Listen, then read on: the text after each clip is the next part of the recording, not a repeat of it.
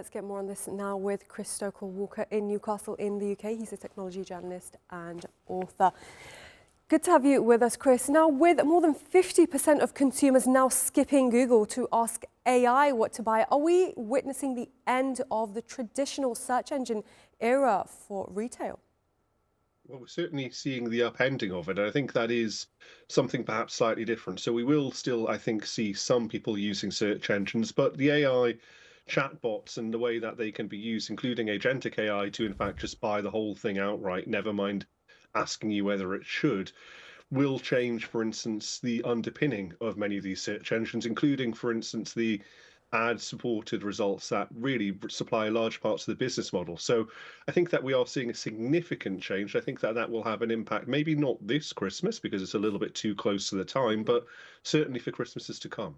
Now, data suggests that 92% of Gen Z shoppers trust AI to find the best deals, yet only half of boomers use the technology. How are retailers hoping to bridge this generational divide? Well, I think that they have to try and convince people that actually this technology is trustworthy. Part of the problem, I think, is that it's about seeing is believing. So if you are adopting this technology as Gen Z are and you are using it day in, day out and really seeing the benefits of it, then you are more likely to believe that this is useful and continue to use it. Boomers, of course, maybe not quite at that stage yet. I'm a millennial, so I sit frankly right between those two, and I can see the benefits and the drawbacks. There are some issues with AI, but ultimately, I think the way to bridge it is to try and get it into more people's hands, which is part of the support of the AI companies themselves. And if AI bots are now the primary so-called gatekeepers for product discovery, how can brands go about ensuring that they're actually recommended by an algorithm that doesn't accept those traditional ads?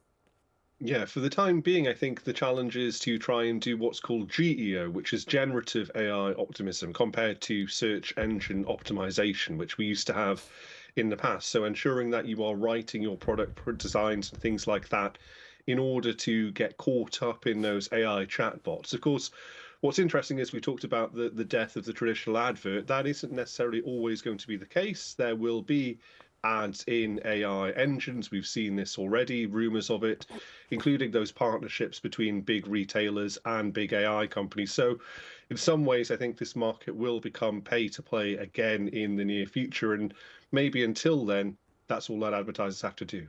Right, and nearly 80% of shoppers say AI makes them feel more confident. Is this technology genuinely finding those better deals, or is it just a digital security blanket that reduces decision fatigue?